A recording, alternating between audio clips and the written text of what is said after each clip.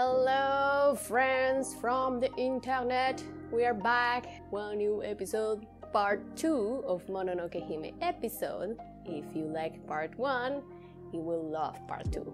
So here we are, let's go back to my old me so that she can tell the story of the Japanese folklore and everything that was missing from part 1. Enjoy it, guys! And now, one big thing that I found about this movie is it has a lot of symbolism, especially Buddhist aspects to it. Materializes these old Japanese values in this movie, and we can see that he's really inspired by Buddhist knowledge. One part, we talk about their karma, like how the karma is represented. For example, at the beginning, when Ashtaka is about to leave because of his curse, and the elder person says that they're cursed. This is how we have endured, and we're like less than we were before. It's because of their karma. So because they were cowards in another era and they didn't want to take part on a war, they got this bad karma. They're losing their prince. Another good example are the lepers' work. The lepers work for Lady Eboshi on doing weapons to kill gods and enemy. Because they're doing these weapons, they endure so much pain.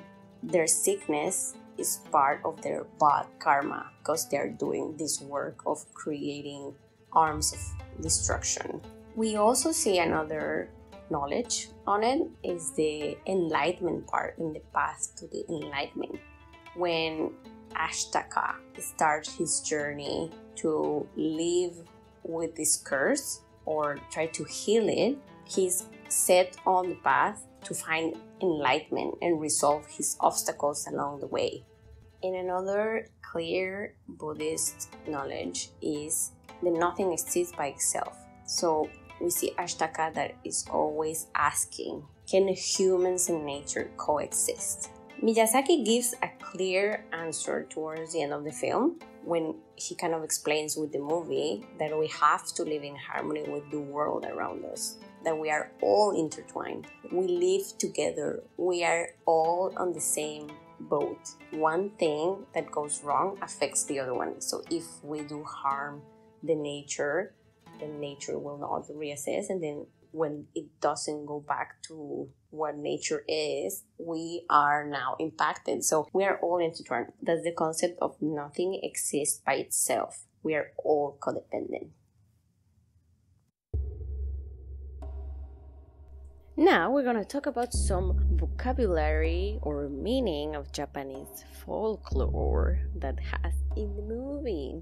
First, the emishi was a tribe from northern Japan that resisted various Japanese emperors, and it was really like an old tribe. And if you read more about it, it's really difficult to get some information, detailed information about them. There were not a lot of writers that describe this tribe. There has a lot of theories that they were kind of like merged into other originated Japanese tribes. So look up into it if you want to know more.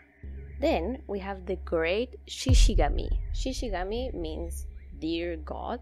It literally means dear lesser God. So it's not like a kami, that kami means God. In this part, is a less rank God. This character was inspired by Japanese mythology. The actual Japanese mythology character is Jatsu Kamitsu Mitsuno. I'm gonna say it again. Jatsu Kamitsu Mitsuno, who is worshipped on Nagahama Shiga.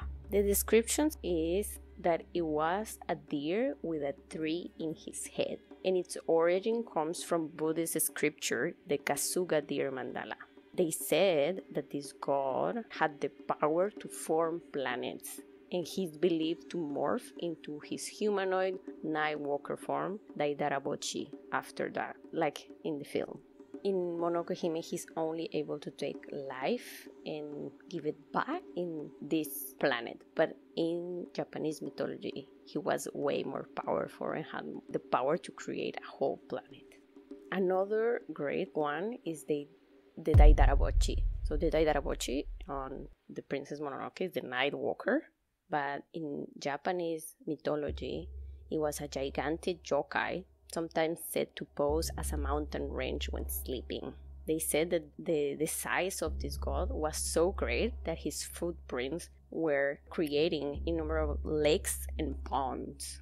One of the legends of the Daidarabochi is that he weighed Mount Fuji and Mount Tsukuba to see which was heavier, but he accidentally split Tsukuba peak after he was finished with it. So that's one of the legends. But if you look into Daidarabochi, how it's portrayed is really more humanoid than what we see on Mononoke Hime's movie.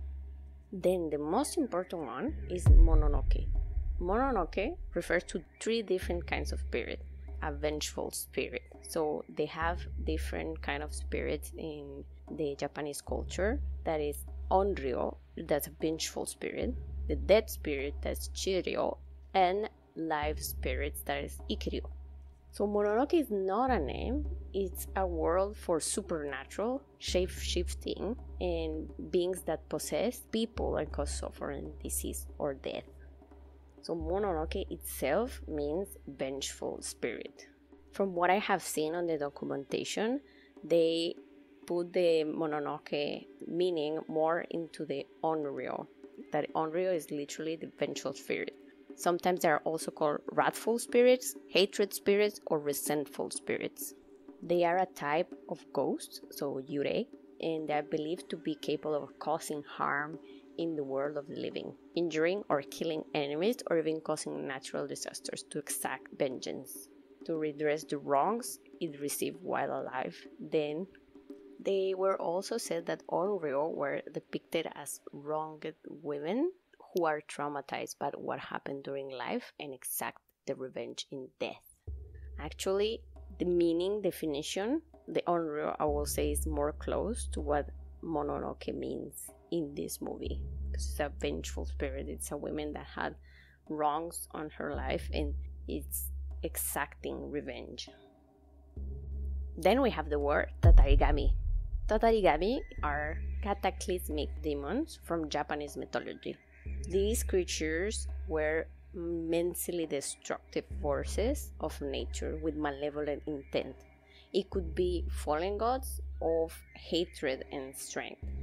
They were considered to bring also massive conflicts, calamities, such as famine, plague, war, death, fire, and any other unimaginable evil upon the lands.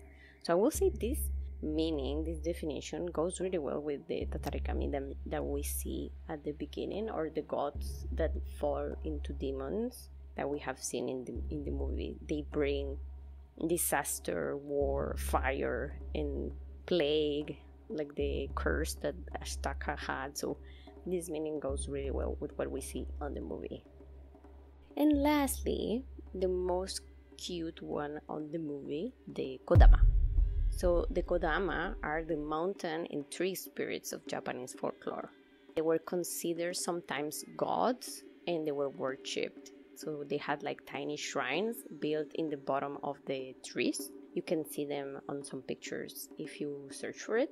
Were described to be kind and like not hurtful when the people were in a danger for them, where they felt protected and the trees were protected. They were kind. So as long as you don't hurt the trees, they will be this way. If they feel that the forest was hurt or it was getting hurt by some way, they will kind of attack and get the worst curses.